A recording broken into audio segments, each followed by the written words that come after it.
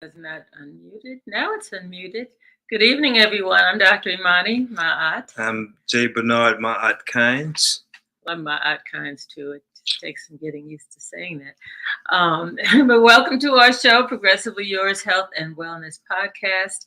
And as usual, we have a fun, exciting, informative show for you, our listening and watching audience.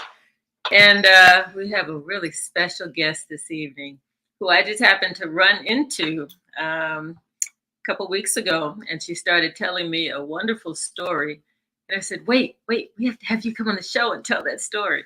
So she has agreed to do that. But before we get to Ms. Dionne Turner, Bernard's going to do his thing and get us all calm, centered, and balanced. Thank you very much.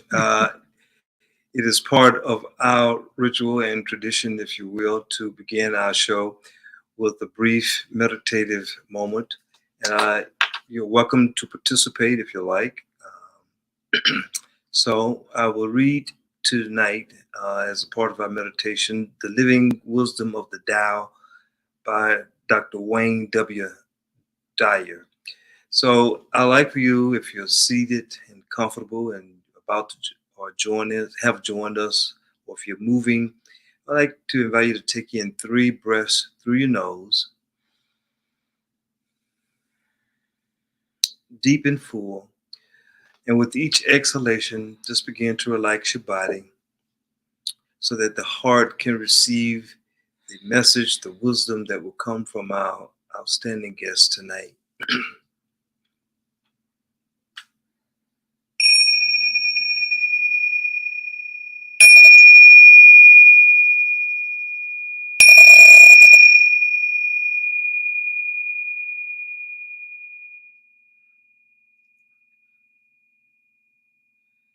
The vibration of the tingshaws clear the energy of the space so that no other energies can interfere with what we wish to share with you. These words, the 15th verse, it's entitled, "The place of my origination is stillness, from which all creation originates."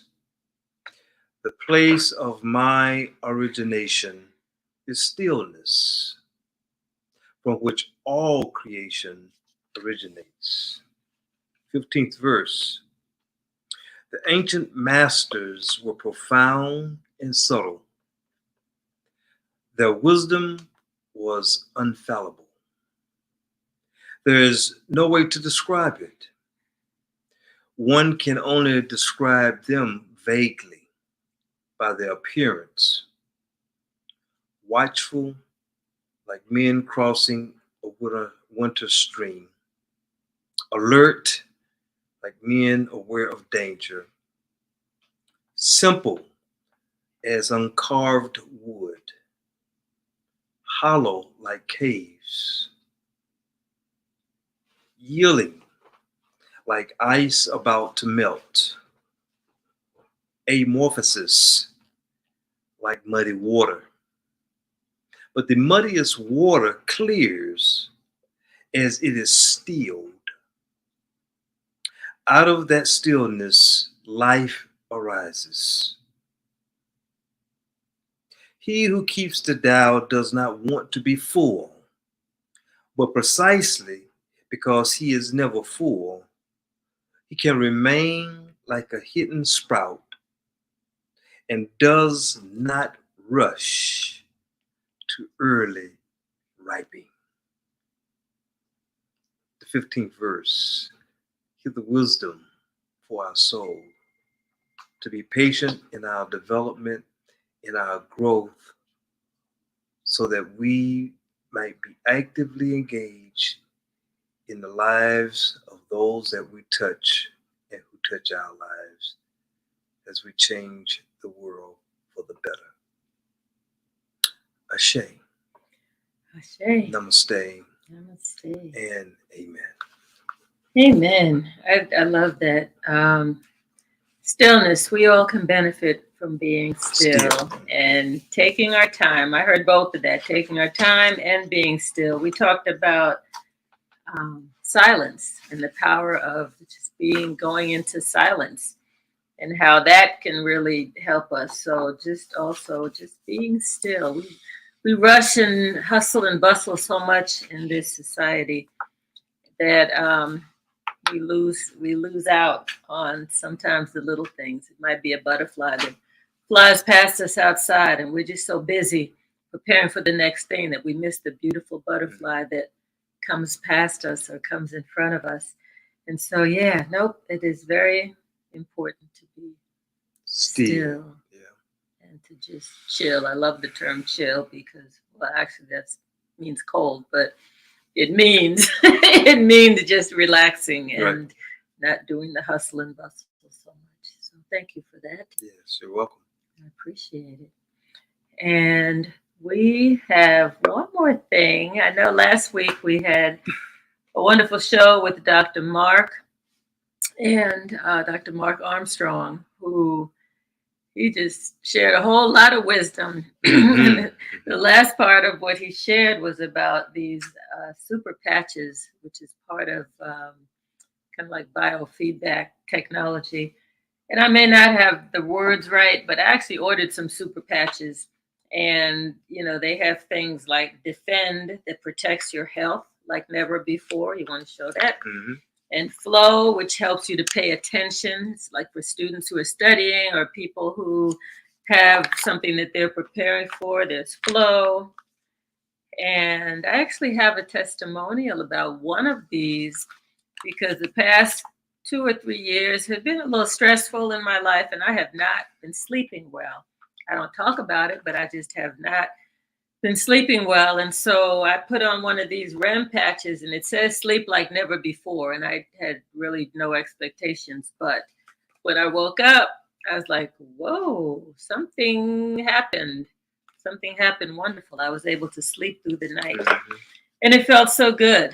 There's another one that I'm experimenting with, which is called Freedom, the Freedom Patch. And it says, deal with pain like never before. And, you know, as we start to get a little bit older, the 50-plus crowd, nowadays probably the 40-plus crowd, we get little aches and pains and things happening. And I find that it's helping cumulatively. Some people say it gets rid of pain immediately. And I think it may have to do with what's going on with you, what's hurting and what's the source of the hurt. But the Freedom Patch is one that is very, very popular. There we go on the camera. What else do you have? I have the Victory. The Victory is for those who like to work out. And I tried it this morning for the first time. And I noticed that I had a noticeable difference. Probably I could tell just a little that I had a little bit more energy. I went to a spin class for 45 minutes. I did 45 minutes of yoga afterwards, and I did about 25 minutes of lifting weights. And that's all you did? Yeah, that's all. Yeah, that's all I did. Okay. And I came, took a short nap. But usually, if I overextend myself to that degree, I really could tell it later in the afternoon. But today I was still alert. So something to the power in these. I don't understand the science. I'm just open to experimenting and seeing how it works. And well, what I understand is that there's some code that gets picked up in the skin, and the skin sends a message to the brain and tells the brain what to do. And it bypasses a lot of the other systems in the car. So just to speed up, there's a Liberty Patch that helps you to get moving. I guess that works really well with the other one you just mentioned, the Victory. There's a Peace Patch. Stress is the #1 killer, especially in this country, because we're all so stressed. So this has to deal with stress, and it's called the Peace Patch. And I would love to, like I said, I just got these. I haven't experimented with all of them. I definitely want to try the Peace Patch. And then there's a Focus one, which probably goes with the other one that I said that has to do with helping you to focus, helping you to concentrate better, So that goes with the one that helps you to study. So if you have not yet ordered your super patches, you can go to Lotus Flower, one word, LOTUS flower, FLOWER .superpatch.com. Yes, and they're very easy to apply. I want to. Oh, that's not the. There's a something going across the screen. That is not the link. It is lotusflower.superpatch.com. That's what it said. It had super patch twice in it. No. So, anyway, I want to share the patch. You just. Which one is that? This is the victory for the workout, and you keep these on for 24 hours, and then you remove them. So I would take this off in the morning, which would be 24 hours, and I put a new one on before I go work out. All right, it sounds good. Super. That's still. Anyway, it's lotusflower.superpatch.com. That's close, Janet. Thank you. Lotusflower.superpatch.com. Lotusflower.superpatch.com. Okay. And if you missed it, you can always watch the recording of this show where you'll hear us say lotusflower.superpatch.com 10 times. So we appreciate you all. So we're going to get right into our show. And our guest, like I said, is a very, very unique person. I met Dionne Turner many years ago at a kind of sisters retreat. And then we were dealing with health and wellness, and there were a number of us there that were in the healers kind of community here in Atlanta. She was one of the younger ones in our group, but I was so impressed with her by her level of just how deep she was when she spoke and how serious she was about life. So Dionne she describes herself as a Renaissance woman with a passion for travel, for health and wellness, food and technology. She has 14 years of not-for-profit experience, and she's has a lot of experience working with the what she calls the vulnerable population, the underrepresented, those who are struggling. She's been there to support them. She's a Reiki master and teacher who believes the Chinese proverb that says it is better to fail at doing something than to excel at doing nothing. Let me say that again. I like that. It is better to fail at doing something. Try something, as opposed to just sitting around and not in all of your life not doing anything. It's better to fail at doing something than to excel in doing nothing. And with that, we're going to bring on Ms. Dionne Turner. Dionne, are you there? Hi, greetings. I am Soul Family. Wonderful. Hello, Dionne, and welcome to our show.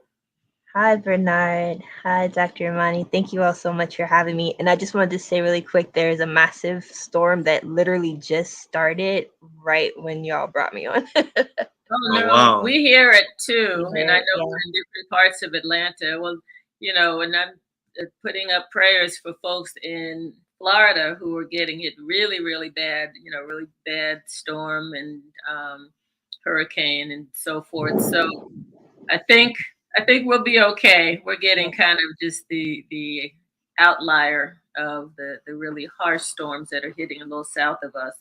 Yes. But yeah, if any of us get cut off, this is a heads up for everyone who's listening. If any of us get cut off, it's because of the storms. But hopefully not. We'll just keep going as long as we can, which is an hour, which is now down to 45 minutes? Yeah. Okay. All right.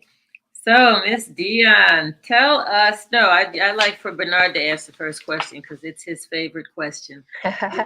This kind of just puts your life in context for everyone who's meeting you for the first time. So. Yes, Dionne, thank you again for being with us. And tell us about who you are as you think about your life for the first 12 years of life, your early life, birth, up to age 12, what comes to mind that you'd like to share with us with respect to who you are through your story? Thank you, Bernard. It's a great question, and I would say I'm a California girl. When I think about my childhood, I think about nature. I grew up in the desert um, in California, Southern California, and I always loved being outside. Outdoors was very important to me. I grew up with a very large family, and I was very fortunate to have my grandparents in my life. And I didn't know how wealthy I was through having such a beautiful community, but now I see that I really was very fortunate in my childhood. So thank you for asking that. So you say you had both grandparents as you were growing up? I had both of my grandmothers Hmm. and one of my grandfathers. My other two grandfathers, they were passed on by the time I was a child, around that age or Yes. before. Did you have siblings that you grew up with? Oh, yes, I am the youngest of 9 children The combined youngest of between nine. my parents. Wow. Yes, So you say you grew up in the desert in Southern California. Is this the Mojave Desert? yes, it is. I spent some time in the Mojave Desert. So if did you enjoy being out in the desert? Not when I was a child. I was like, what is this place? This is very bizarre. Yeah, Um, it is a harsh place. I was mobilized with the first Desert Shield Desert Storm, yes, and my unit we spent 70 days out in the Mojave Desert, and it's an interesting place by day as it is by night. sure. So Yeah, and I'm grateful for that upbringing because I feel like growing up in the desert has blessed me with adaptability and survival instincts. Mm. Um, we would go to the city, so I would have the contrast of being around a different kind of individual, a different populace. But growing up in the desert, I really learned to appreciate things like water and mhm. because there were droughts and things of that nature, and just knowing how to not be fearful of snakes and scorpions and the animals that are out there. It's just became a part of life. Yeah. Wow. That's so tell us, Dionne, connect the dots between growing up in the desert and being in Atlanta and did you live other places before coming here? um we traveled around a lot. My family was a little nomadic. I didn't even actually know we were from the deep south until I was a teenager. My family were from Louisiana, uh, Mm. Missouri, Arkansas, those areas. They're all kind of connected when I think about the USA map, actually. But yes, we just went on a lot of road trips. Mm. To this day, I'm a driver. I come from a family of people who like cars and things like Mhm. that. And so, yeah, it's a different lifestyle. Like we like horses and motorcycles and ATVs. It's country living. It's Western country living, but it's still country living. Mhm. Mhm. So So, connect the dots for us because we do want to get to your story about living off the grid. yes. And so tell us a little bit about your decision or what led to your decision to move to Hawaii and tell us um, before you get into the actual experience, tell us what led up to that. Sure. I want to thank you all for letting me share my story. First of all, I know that it's a great way to connect with your soul tribe and others who have a similar energy or desire. So I really appreciate you all for Oh, this show. well, Thank you we so much. appreciate- And it's funny because like the Most High works in such, as people say, mysterious ways. But I was supposed to go to Hawaii for a job opportunity that actually fell Mhm. through, and I still ended up going in 2021. And I think just because of like my adaptability nature, I just took a risk and I went out there. I had some college buds out there. And when I got there, everything was a little different than what I intended it to be. It wasn't as stable as I thought it would be. The job opportunity did not work out, which is actually a blessing for me because all these things work together to lead me to live on a permaculture site for 30 days because I needed housing. You know, it was 2021, so we're in the midst of a pandemic. There Mhm. was a lot going on. And then from that 30 days, I learned a lot in that 30-day period.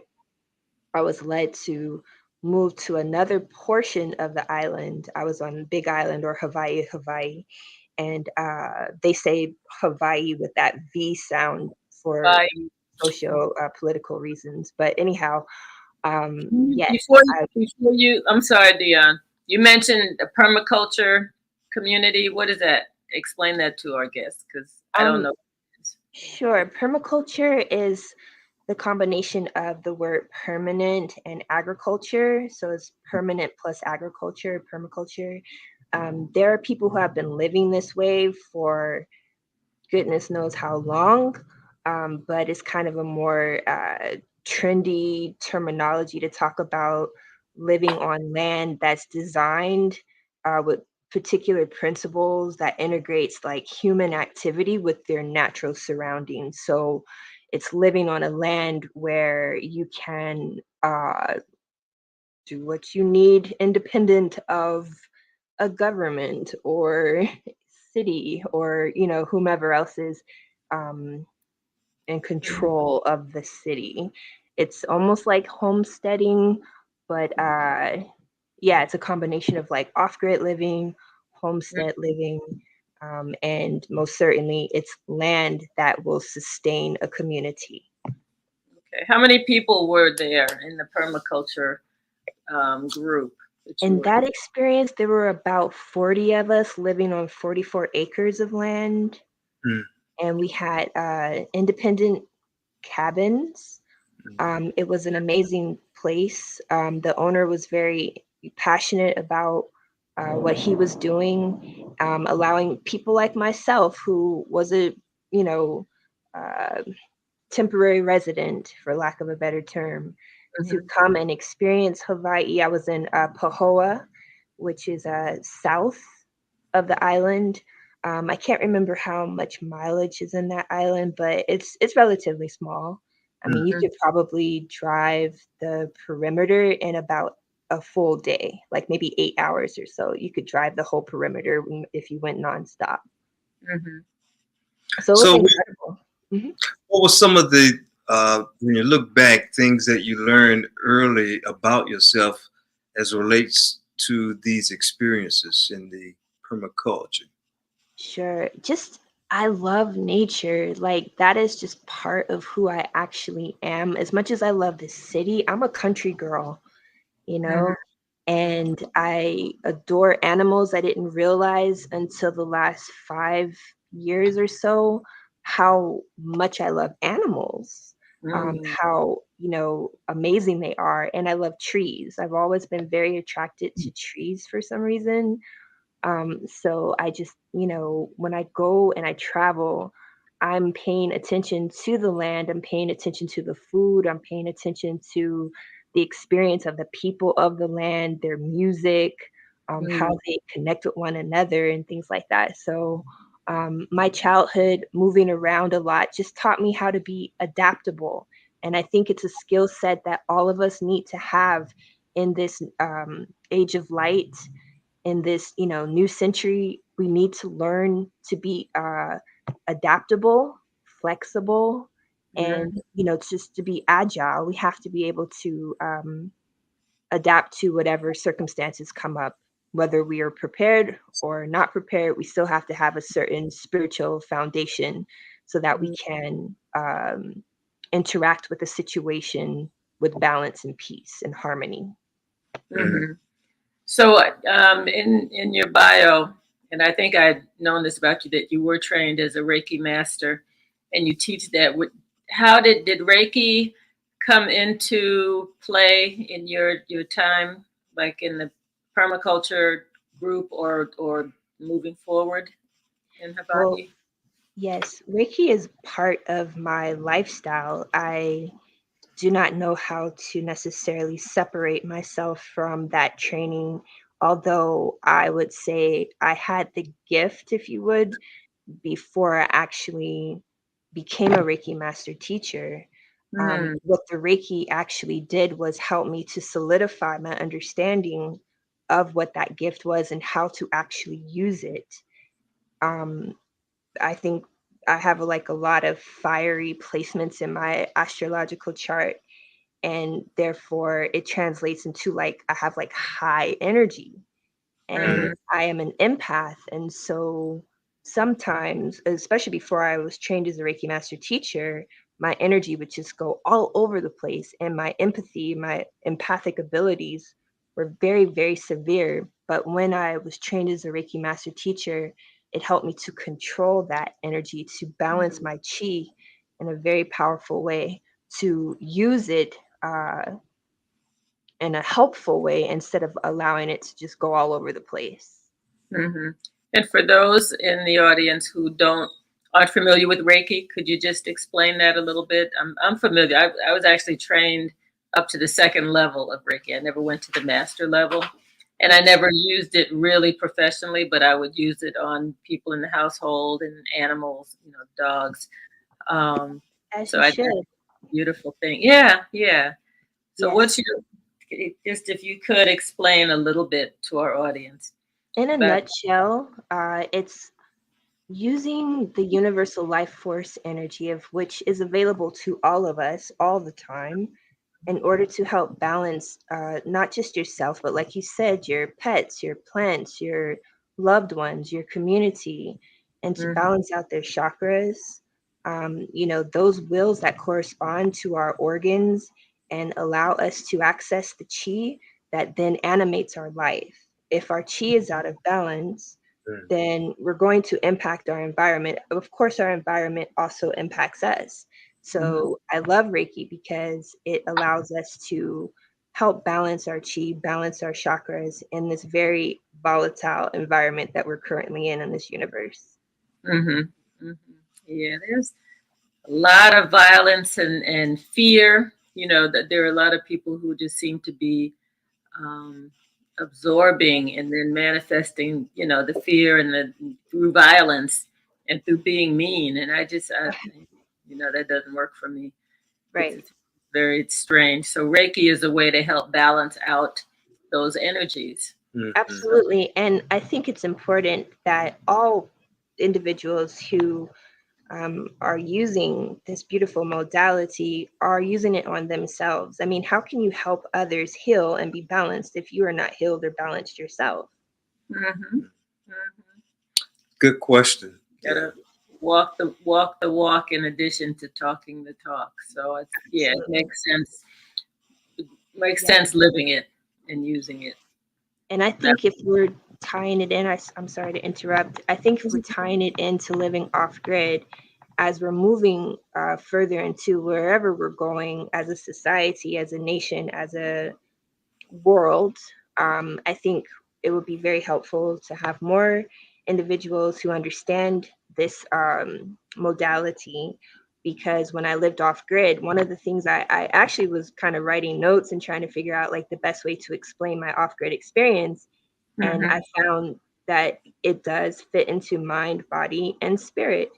And, even with just the discussion about the body, when you're Mhm. living off grid, and you don't have anyone to help you assess what's going on with your body, Reiki is a way to help you manage whatever imbalances are occurring because you're living Mhm. off grid. You may not have access to a hospital or a doctor or anything like that. And I'm not saying that Reiki should replace those individuals, but I am saying that there will be a point if you're living off grid that you will have to self-assess and self-heal for sure.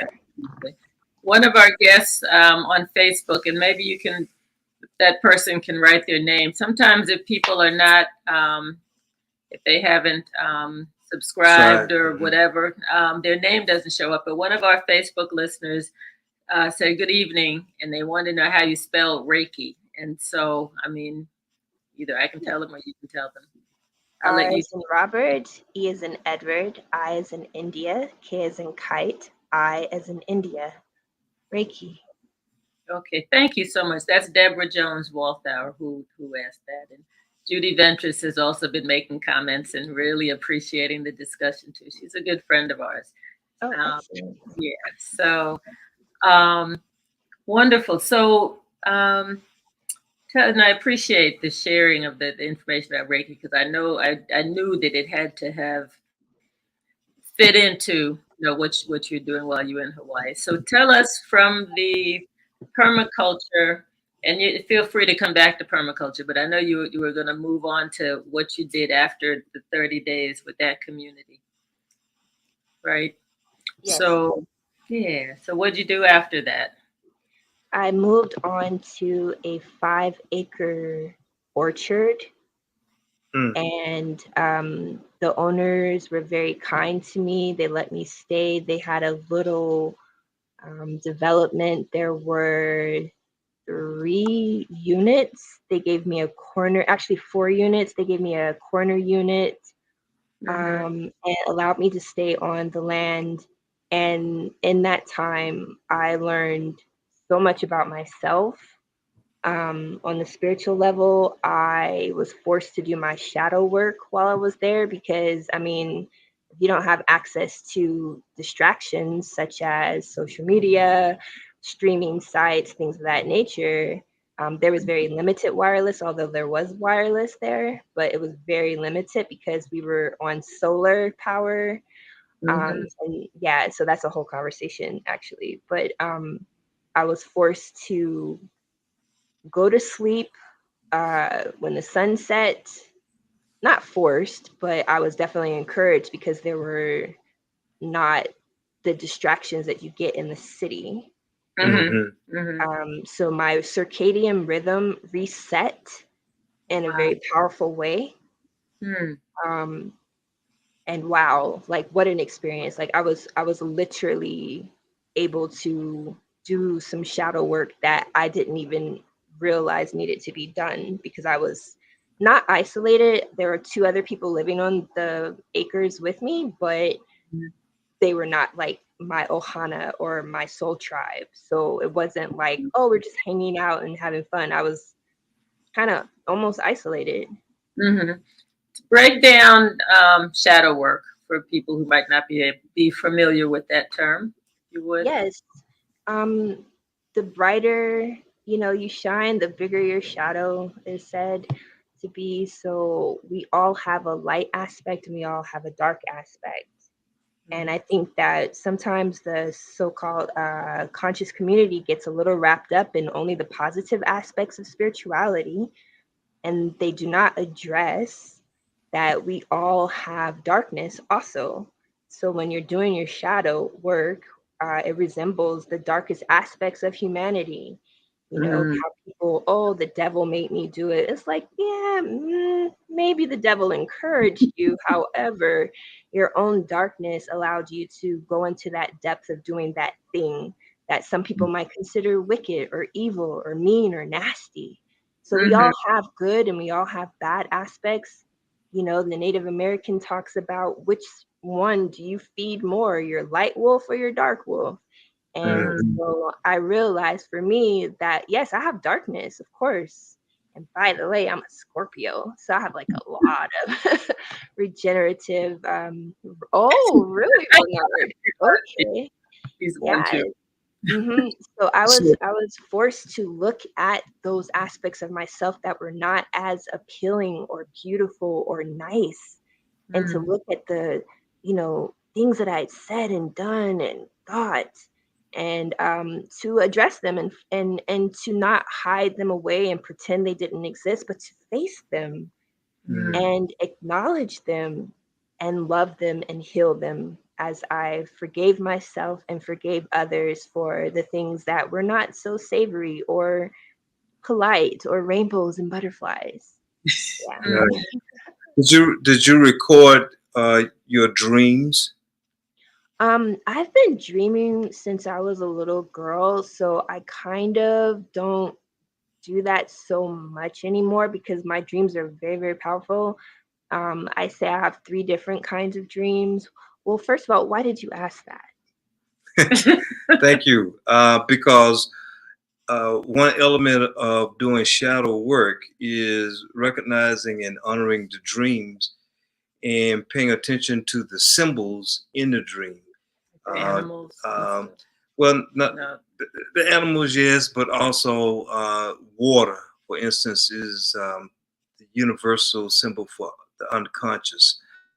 And as you mentioned, as you were speaking, Dionne, about we stay in our conscious mind so much that to get to a lot of the shadow work, when you are still, like in the Tao that I read, dreams are so revealing and very powerful to help illumine our dark or shadow side.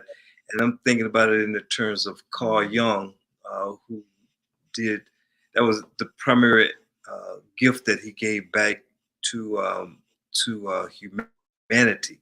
So to delve into the shadow as you are articulating for us is very, very important. Mhm. Dream is but a pathway to the shadow world. So that's what was Oh, behind my question. okay. Absolutely.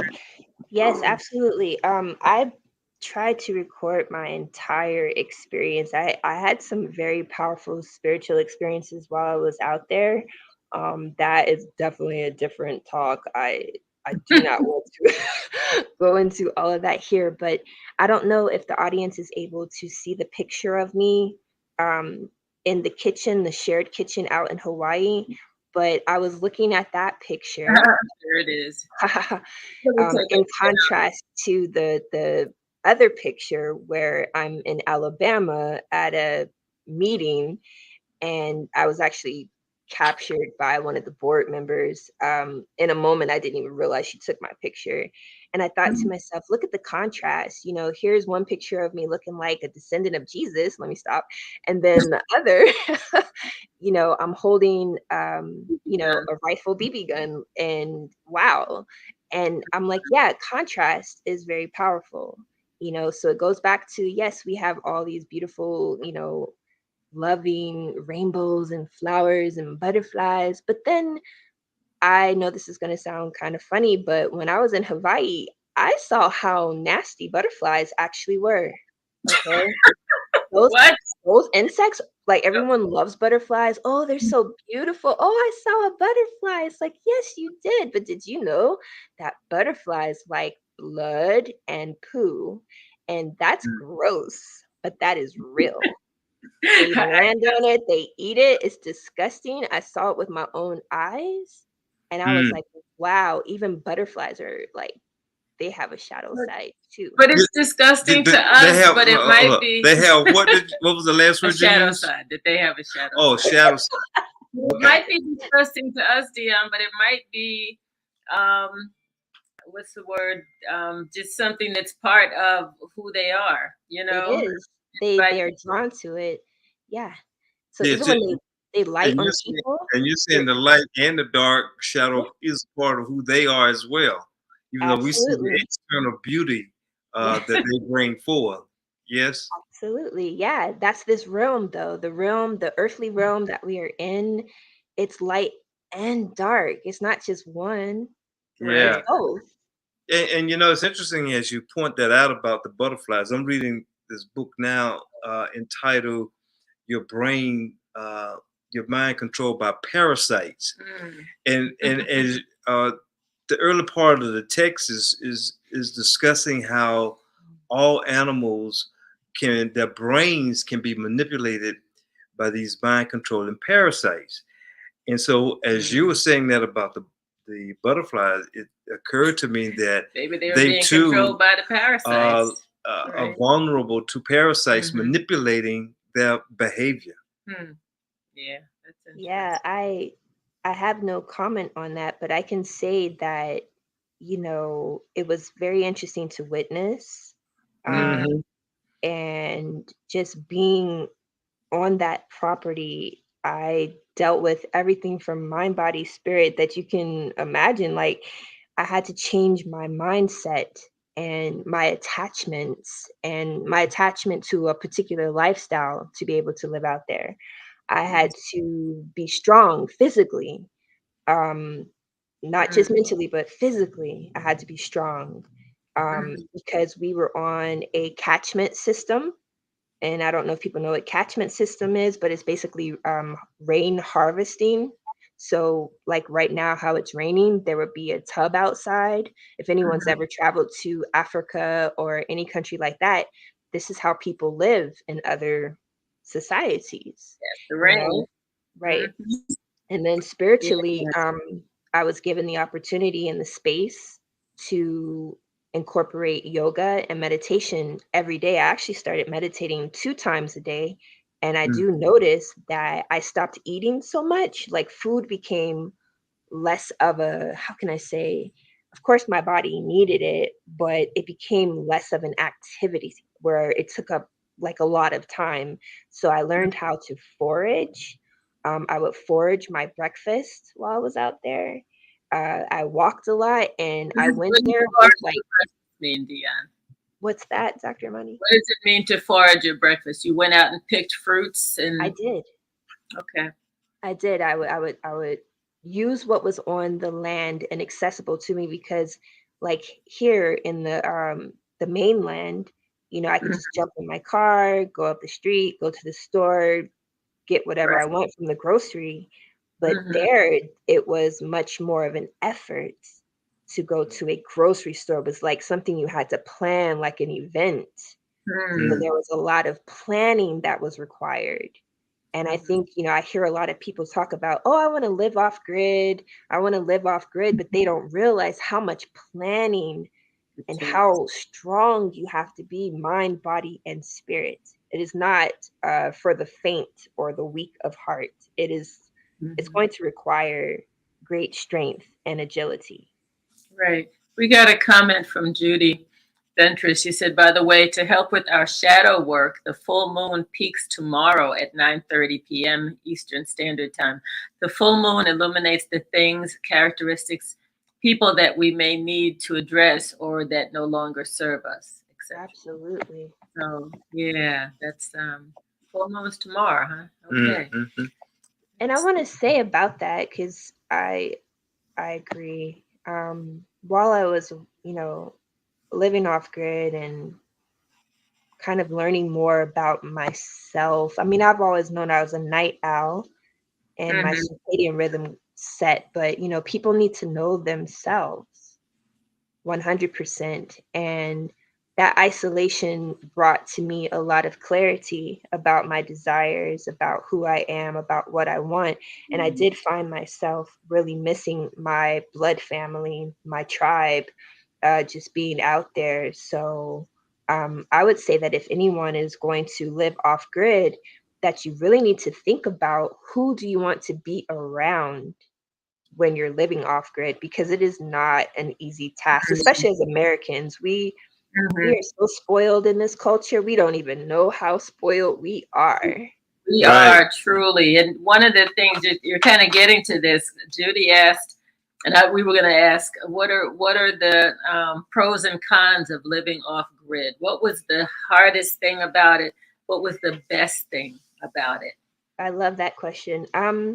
Honestly, this is going to be a little strange and maybe a little gross, but the restroom was probably the hardest part.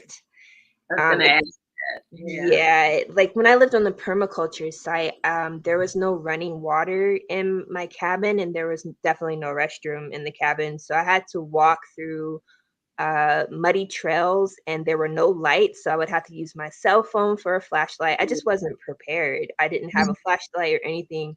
and there were a lot of animals, and my shoes kept getting stuck in the mud, and I would have to walk, however long through the darkness to get to a restroom with some kind of plumbing.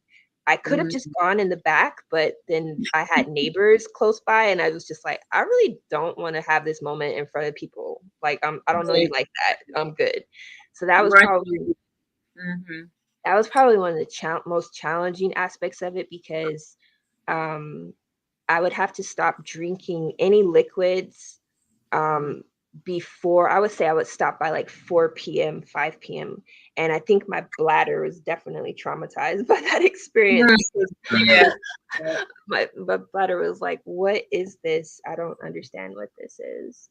I would say one of my most positive aspects of living on the 5-acre property, the orchard, was riding ATVs and foraging my breakfast, because we had noni, soursop. I can't eat pineapple, but there was pineapple, there were bananas. I actually got a machete and I learned how to chop down a vine of bananas. And so my survival skills really kicked in ways that I didn't even imagine. And I went there 190 plus pounds, and I came back 160 pounds without even exercising. My body was fit. My skin was looking very great. It was amazing. Yeah. Wow. But outside of that, the challenges for me were the restroom and actually water. Because we were on a catchment system, um, purifying the water was challenging. So I could not actually, it was like being in a third world country. You had to be mindful of brushing your teeth in the water or drinking the water. So getting water was actually quite a challenge. And I think that anyone who's thinking of living off grid should definitely consider the water situation and what they're going to do, because I did experience dehydration, and I got very, very sick being dehydrated. How'd you recover? Reiki. Okay. I definitely used my Reiki a lot. I had to, first of all, I had to figure out what was going on. And as I started to look up symptoms and try to figure it out, I had all the signs of a dehydrated individual. So I had to just drink as much water as I could. So it was rough. It was rough. It was definitely rough. But yeah, I think people need to consider all of that. And we did have limited wireless, but we were on solar. So we would celebrate when there was rain, because we knew that water was going to be collected in the catchment system. And then we would be a little worried, though, because if the clouds were, covering the sunlight, then that would mean limited solar power. And sometimes when it was very cloudy or overcast, the solar power, the solar energy that powered the electricity would be limited. And then so if we lost the ability to have lights, then we lost our wireless. If we lost wireless, then we lost our ability to make phone calls or get access to the outside world through our laptops or devices. So that was challenging. Was that scary, being cut off from the outside world sometimes? No, being forced to do my shadow work, having the peacefulness of meditation, all of that was very good training for me, and I actually quite enjoyed some of the silence. But I can say there was a man that lived on the property before I got there, and he was there for about a year by himself, and I could tell he was starting to have a little bit of a psychotic break. So it's not for everyone, that isolation and that darkness. And people experience a lot of night terrors in that kind of environment. So you have to be really ready for that sort of thing. How did your family feel about this experience that you were undertaking? Especially, like, especially not only your parents, but also your siblings. oh, they were not happy. They're like, what is this tree hugger doing now? Like, they already think I am so bizarre, and this just like sealed the deal. They were not happy that I was out there very, very concerned. But I needed to have that experience because I feel like whatever is coming, you know, people should be kind of ready for it. And I'm grateful that I got to have this experience so I can share with others what the realities may look like. Mhm. And we have about 2 minutes left before we wrap up the show. Just tell us one thing about, because I know when I worked at DeKalb County Jail with, the folks who were there, I always encourage folks to kind of get quiet and figure out who they were and what their path was. What are they doing here in this lifetime? And it sounds like this trip did that for you. It helped to get you back on your path. Where do you see yourself going as a result of having lived off grid in Hawaii?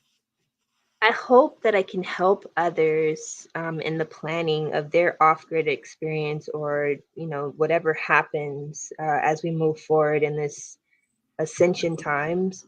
But my main takeaway I would like to share with people is to really know yourself, know your threshold, know your levels, because especially as American folk, we don't realize how many conveniences that we have, being able to go into a grocery store or drive our car or get on our phones or whatever it may be.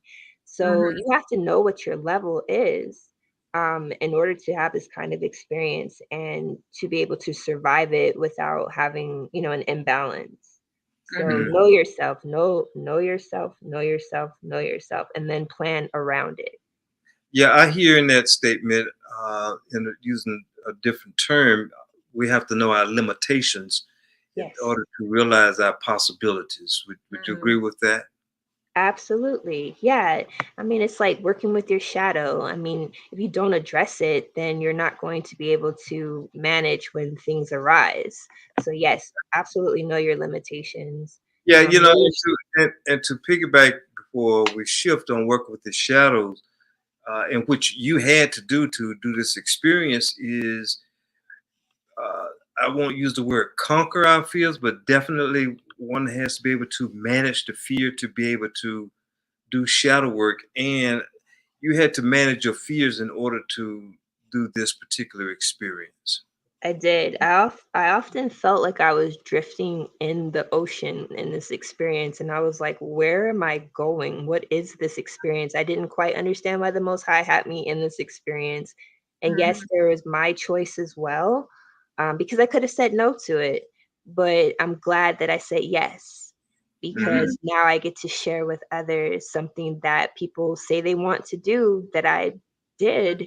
and I think people just need to have a little dose of reality with that. Mm. And consider writing your book. So Ah, it's just such an important thing to do, to write down, because you said you kept a journal. Turn I it did. into a book. People need to hear that. And we are out of time. All So right. Thank you we all. have to have you back, Dionne. Like we tell all of our favorite guests, you got to come back. We need a I part 2 at will. this point. Okay. Don't leave. We'll talk with you after we're off the air. But we're going to And go back to the patch for one moment before we say goodbye.